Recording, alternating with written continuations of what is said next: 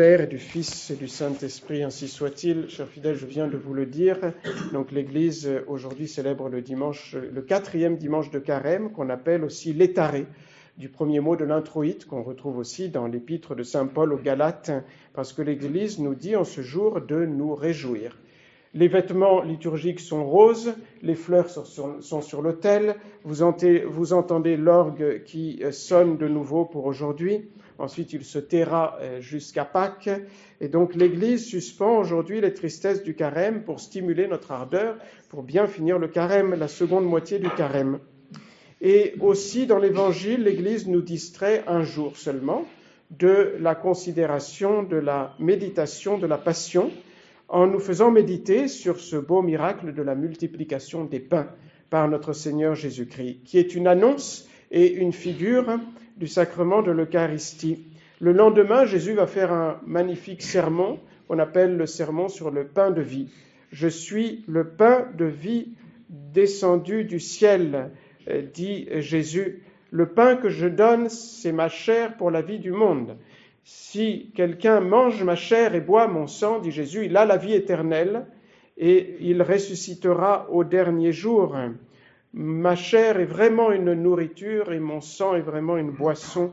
Et celui qui ne mangera pas la chair du Fils de l'homme et ne boira pas son sang n'aura pas la vie éternelle. » Jésus donc annonce l'institution de l'Eucharistie, le jeudi saint, qui est le sacrifice visible, pour représenter le sacrifice qu'il a accompli une seule fois le vendredi saint, et à la messe, qui donc renouvelle ce sacrifice de la croix, eh bien, les mérites de Jésus-Christ nous sont appliqués pour le pardon de nos péchés.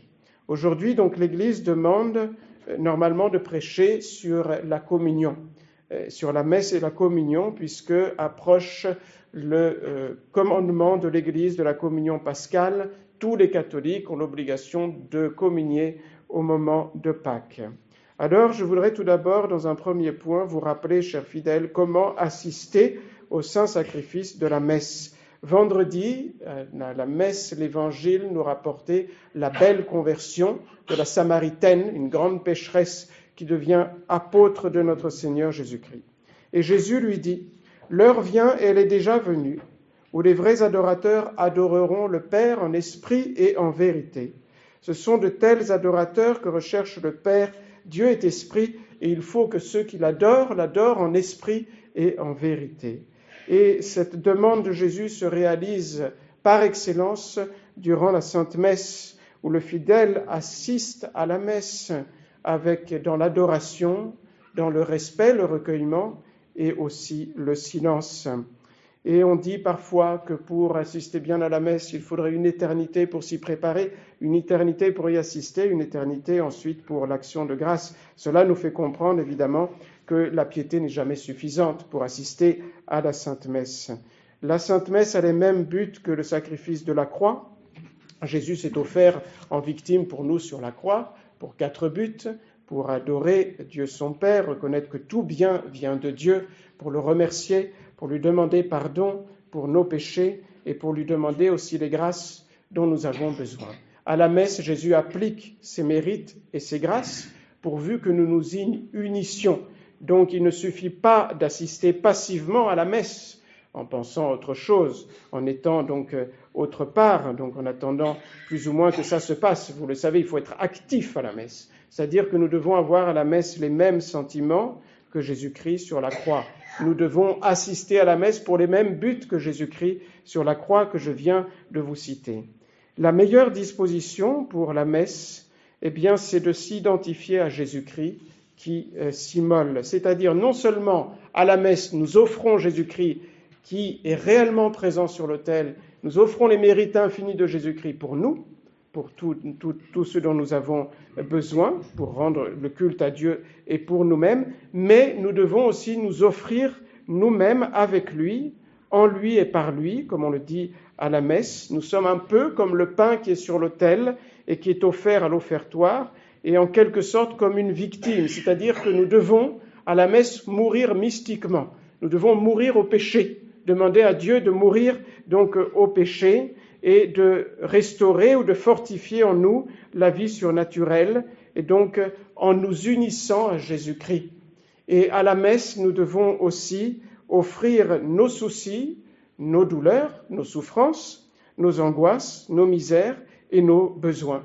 Et nous pouvons penser à cela toute la journée. Toute la journée, il y a des messes qui sont offertes sur la terre, n'est-ce pas? Et donc, comme on l'apprend aux enfants à la croisade eucharistique, eh bien, on peut tout offrir avec le sang précieux de Jésus-Christ qui est un endroit sur la terre, est offert par un prêtre catholique. Et donc, vous voyez, la caractéristique de la messe, c'est la prière, l'adoration et le silence. On ne peut pas ne pas voir le contraste avec les messes conciliaires, n'est-ce pas? Donc, les nouveaux rites donc, de Paul VI. Durant Vatican II, déjà, l'Église avait été, on peut dire, infestée par les mouvements charismatiques qui venaient du protestantisme, par exemple les pentecôtistes, et qui ont pénétré habilement donc, au sein de l'Église, d'abord aux États-Unis et ensuite en Europe. Et donc, non seulement il y avait cette tendance protestante d'interpréter la Bible suivant son interprétation privée et non pas selon l'interprétation de l'Église, la tradition de l'Église, mais il y avait cet esprit d'orgueil qui est présent dans ces mouvements qui, donc, comme le nom l'indique, disent qu'il faut acquérir des charismes, c'est-à-dire des grâces extraordinaires de Dieu. Il y a vraiment un orgueil dans ces mouvements, donc de guérison ou de grâces tout à fait extraordinaires. Et puis, donc, dans ces mouvements, on voit qu'il n'y a pas l'Esprit de Jésus-Christ, il n'y a pas les fruits du Saint-Esprit, d'abord à cause de cet orgueil qui est bien souvent présent, ce manque de charité, ce mépris pour tous ceux qui ne font pas comme eux, et ils font mal en plus, mais aussi, je voudrais surtout insister là-dessus, justement parce qu'il n'y a plus de respect envers le Saint-Sacrement. Il n'y a plus de respect envers le Saint-Sacrement, il n'y a pas la foi, la modestie, qui sont des fruits du Saint-Esprit. Donc dans ces mouvements, eh bien, on a appris en quelque sorte, durant même ce qui devrait être la messe, n'est-ce pas, eh bien, à danser, à frapper des mains. Donc on parle, on chante, on acclame continuellement. C'est la mort du silence, c'est la mort du recueillement. Et cet esprit, par l'œcuménisme, est passé, malheureusement aussi dans les nouveaux rites. Donc ce caractère donc sacré de la messe a été battu en brèche par malheureusement les nouveaux rites de Vatican II. La musique n'est plus sacrée. D'abord, les instruments employés souvent ne sont absolument pas convenables dans une sainte messe, n'est-ce pas? La guitare, on n'a jamais vu une guitare dans la sainte messe, n'est-ce pas? Ou la percussion même, ou le piano, donc des musiques qui sont parfois qui viennent des protestants, des musiques profanes, style pop ou folklore, n'est-ce pas? Et puis on parle continuellement, n'est-ce pas? Il n'y a plus de silence maintenant dans le nouveau rite, bien souvent, vous le savez, je pense, on commente bien souvent continuellement la liturgie. Et malheureusement, nous devons constater que le grand coupable dans ce changement, ce n'est pas les abus, c'est le Vatican II. C'est Vatican II qui a fait pénétrer ce changement d'esprit dans l'assistance donc à la Sainte Messe avec un grand irrespect envers le Saint-Sacrement et envers le caractère sacré de la messe. Et rien qu'à cause de ça, je pense qu'on peut dire qu'il y a un côté sacrilège dans ces nouveaux rites, parce que justement, il n'y a plus d'adoration, il n'y a plus de silence et de recueillement. Alors, chers fidèles, nous avons la grâce gratuite de connaître la vraie messe. Et Jésus s'immole sur l'autel. Pendant qu'il s'immole sur l'autel, vous le savez, il ne doit rien y avoir qui offense Jésus, justement, pas de bavardage aussi, il est bien de rappeler, pas de tenue, donc soit corporelle, soit vestimentaire, qui ne serait pas convenable, n'est-ce pas? Quand nous allons à la messe, nous devons nous demander, est-ce que j'irai ainsi visiter un roi? Nous allons visiter et prier le roi des rois. Il est bien de rappeler aussi que les enfants ne sont pas responsables, les petits-enfants, ne sont pas responsables des actes qu'ils font, n'est-ce pas? Mais les parents doivent penser aussi aux autres fidèles qui viennent à la messe une seule fois par semaine, n'est-ce pas? Et parfois même pas une fois par semaine parce qu'ils habitent trop loin. Et donc, qui cherchent à se recueillir durant la Sainte Messe. Et donc, il ne faut pas hésiter, comme vous le savez, à sortir si les enfants et les petits-enfants pleurent, par exemple, n'est-ce pas? Et donc, et apprendre, évidemment, comme vous le faites petit à petit et le plus vite possible aux enfants, être sages, donc à la Sainte Messe. pour les enfants, pas les petits-enfants, il fallait bien de rappeler aussi qu'on ne doit pas sortir durant la messe, à partir du canon, n'est-ce pas, jusqu'à la communion. C'est un moment sacré où on ne doit pas donc sortir et garder un grand respect. Le deuxième point que je voulais aborder, c'est comment faire des communions fructueuses, chers fidèles. Eh bien, les communions dépendent de nos dispositions. Et il peut y avoir des obstacles à recevoir la grâce de Dieu, qui peuvent même annuler ou alors diminuer les grâces du bon Dieu. Ces obstacles sont nombreux. Je voudrais vous parler seulement des principaux. Ce qui nous concerne donc plus directement, disons, en tout cas c'est les plus communs. Évidemment, vous le savez tous, le péché mortel. Donc, il faut malheureusement le rappeler parce que, justement, les modernistes ne le rappellent plus. Parfois, on est étonné de voir des fidèles qui, ce n'est pas de leur faute, ils pratiquent donc dans les paroisses, n'est-ce pas, ils ne savent pas quelle est la différence entre un péché véniel et un péché mortel. Combien de fois cela nous arrive de voir qu'il n'y a même plus cet enseignement. Et vous savez qu'on parfois, et même souvent, on n'enseigne plus que pour s'approcher de la Sainte Communion, il faut être en état de grâce. Et donc, si on a péché mortellement, il faut d'abord se confesser. Nous devons toujours faire notre petit examen de conscience avant la communion. Et si on a besoin de se confesser, il faut se confesser. Regretter ses péchés, se confesser. Il ne faut pas être scrupuleux, mais il faut être consciencieux. Le deuxième obstacle, c'est les péchés véniels. Si on ne regrette pas ces péchés véniels, évidemment, ce n'est pas donc le péché mortel. Quelqu'un qui communierait en étant conscient de faire un péché mortel, vous le savez, et fait une communion sacrilège. C'est un péché mortel. Le péché véniel, ce n'est pas du tout le cas. Mais il diminue les grâces de la communion. Il est vrai que la communion efface indirectement les péchés véniels. Si on les regrette et qu'on communie avec ferveur. Mais donc, si on ne le regrette pas, donc cela diminue le fruit de la communion.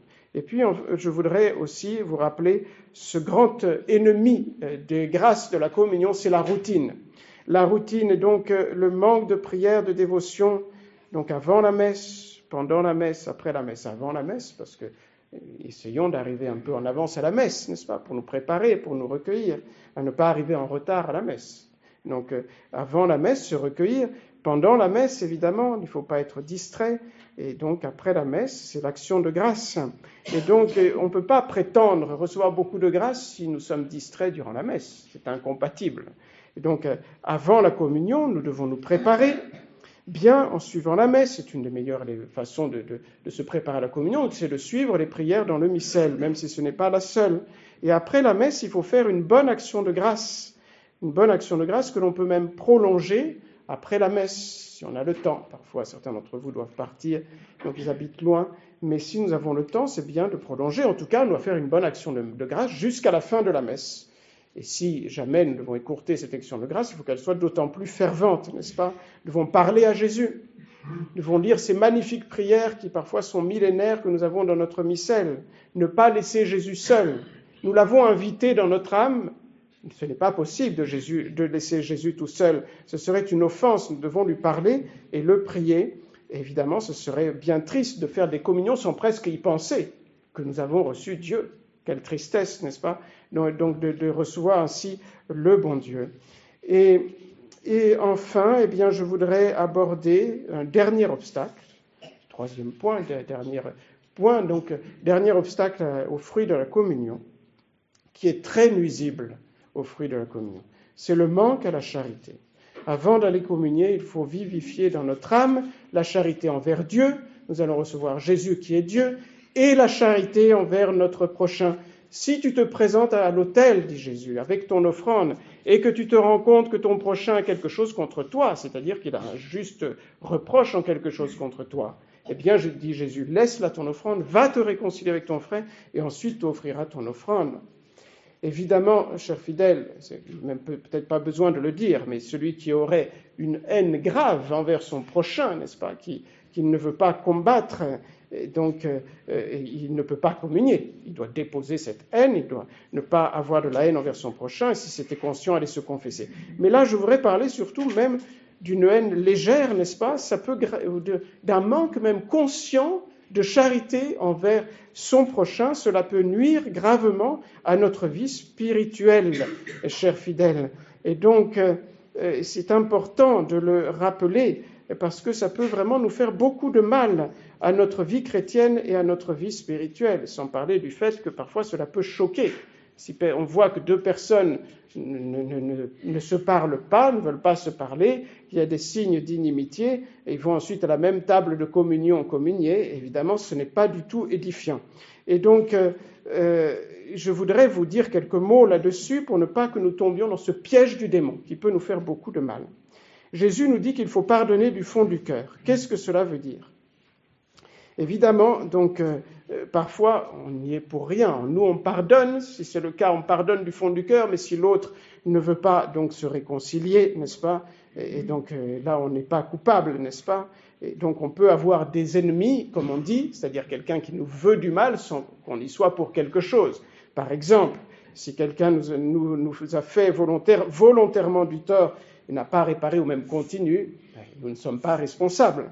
Si une personne nous veut du mal, nous ne sommes pas responsables. Si même nous avons de l'antipathie envers quelqu'un pour des justes motifs, ce n'est pas un péché en soi, n'est-ce pas ? Parce qu'il y a, attention, des justes motifs. Mais donc nous devons aimer nos ennemis, dit Jésus, et nous devons pardonner du fond du cœur.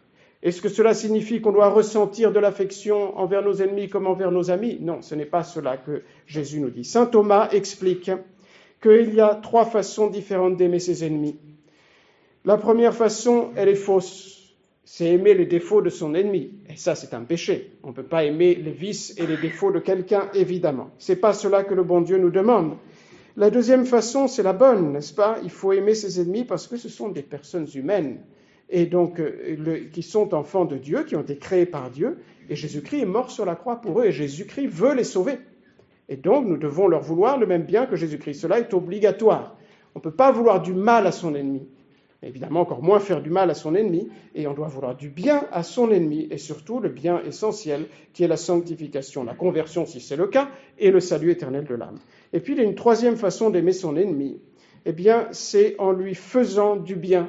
Alors, ce n'est pas obligé de faire du bien maintenant à son ennemi, mais saint Thomas dit, on doit y être préparé dans notre âme. Il dit, selon la préparation de son âme, il faut être dans ses bonnes dispositions. C'est-à-dire que si on se trouve dans des circonstances où on devait aider quelqu'un qui nous fait du mal, eh bien, il faut le faire. Par exemple, on ne peut pas, vous le savez sans doute, exclure quelqu'un de notre prière. C'est-à-dire, on doit prier pour tous les hommes. Tous les hommes qui sont sur terre peuvent se sauver. Donc même les pires ennemis de Jésus-Christ, on ne doit pas ne pas vouloir prier pour eux, n'est-ce pas ? Et donc, on ne peut pas exclure quelqu'un, même ce qui nous aurait fait du mal, de notre prière. De même, on doit donner des signes d'amitié à toutes les personnes qu'on rencontre, n'est-ce pas ? On est poli avec tout le monde, comme on dit. Ça, c'est un signe de charité. On est poli avec tout le monde. On doit être poli aussi avec quelqu'un qui nous aurait fait du mal. Jésus dit clairement dans l'Évangile, ne peut pas être plus clair. Il nous dit, avant on vous disait, aimez vos amis et haïssez vos ennemis. Eh bien moi je vous dis, dit le Fils de Dieu, aimez vos ennemis. C'est-à-dire, faites du bien à ceux qui vous haïssent. En tout cas, quand il faut leur faire du bien dans les circonstances où donc il faut les aider ou les sauver et prier pour ceux qui vous persécutent et vous calomnient. Donc évidemment, la haine, c'est-à-dire faire ou vouloir ou souhaiter du mal à son prochain, ou se réjouir du mal de son prochain, cela n'est pas chrétien, sauf si c'est pour empêcher qu'il fasse encore d'autres mal. Alors ça, ce n'est pas un péché. Donc il n'est pas interdit, par exemple, de souhaiter que la justice intervienne pour que cette personne arrête de faire du mal. Cela n'est pas du tout un péché. Ou même pour qu'il se corrige, ou pour le bien des autres, n'est-ce pas ? Cela n'est pas un péché. Mais en dehors de cela, c'est-à-dire de la juste défense, de la juste peine, eh bien, donc il faut traiter, même si nous avons un ennemi, on doit le traiter comme tous les autres hommes, n'est-ce pas ? Comme s'il nous avait rien fait. C'est cela que Jésus nous dit, dans la pratique, n'est-ce pas ?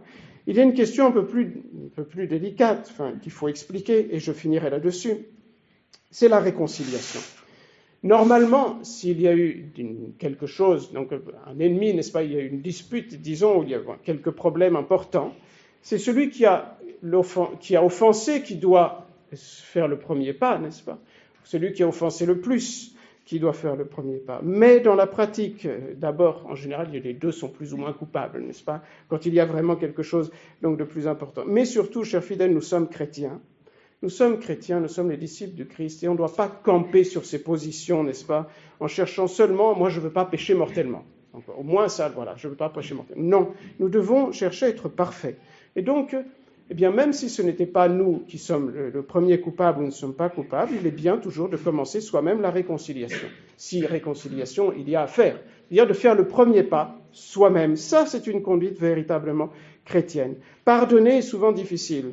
Je connaissais un vieux missionnaire, le père Gaillard, qui, je me souviens très bien, il racontait que c'est la chose la plus difficile. Il était missionnaire en Afrique et disait pour convertir les personnes de ces pays-là, le plus difficile, c'était d'obtenir qu'ils pardonnent. Il y avait de telles haines, n'est-ce pas? Et donc Jésus, lui, il a connu cette difficulté plus que tout autre, n'est-ce pas? Donc de façon exceptionnelle de pardonner. Et donc il nous a dit de demander tous les jours au bon Dieu de nous pardonner comme nous pardonnons à ceux qui nous ont offensés. Et puis vous connaissez cette parabole qui est très impressionnante du serviteur impitoyable. Lui, il a été pardonné par son maître et il ne veut pas pardonner à un autre. Et il a mal fini. Jésus surtout nous a donné l'exemple. Ça, c'est le plus encourageant. Il a pardonné. Il a pardonné sur la croix à ses bourreaux, ceux qui le tuaient. Il a pardonné à Judas, c'était la cause de tous ces maux, n'est-ce pas? Il lui a pardonné, il lui a dit « mon ami » quelques heures avant de mourir. Il a pardonné à Saint-Pierre tout de suite, n'est-ce pas? Et Jésus nous invite à le suivre dans des circonstances beaucoup moins difficiles. En général, c'est des petites choses pour nous, n'est-ce pas? Mais parfois, nous en faisons une montagne. Mais Jésus nous donne toujours la grâce, ça c'est très important, d'arriver à faire ce que nous n'arrivions pas à faire par nous-mêmes. Quand nous lui demandons la grâce, eh bien Jésus nous aide à le faire. Évidemment, vous comprenez bien que, par exemple, si on se réconcilie avec quelqu'un, quelle joie après on a, quelle paix, n'est-ce pas? Et on va à la table sainte, justement, avec beaucoup plus de grâce et de paix et de joie dans l'âme. Alors, chers fidèles, cherchons à être bien recueillis à la messe, à bien assister, à nous unir au saint sacrifice de la messe. Soignons bien nos communions pour en tirer du fruit. Enlevons bien les obstacles aux fruits de notre communion, n'est-ce pas? Évidemment, le péché mortel, il faut se confesser avant, si c'est le cas. Et donc, la routine, le pardon, n'est-ce pas, du fond du cœur. Voilà, et donc, et ainsi, nos communions seront bien plus fructueuses. Il va y avoir le commandement de la communion pascale. Donc, si il y a des fidèles qui ont l'habitude de communier rarement, évidemment, il faut bien se préparer à la confession pascale en faisant une bonne confession. Pour les fidèles qui communient donc fréquemment, souvent, et c'est le mieux évidemment, il faut chercher à faire nos communions avec ferveur au temps de Pâques. Voilà, et donc cherchons à bien nous préparer à nos communions. Et justement, maintenant, je laisse Jésus vous parler pour que vous prépariez bien à la Sainte Communion. Au nom du Père et du Fils et du Saint-Esprit, ainsi soit-il.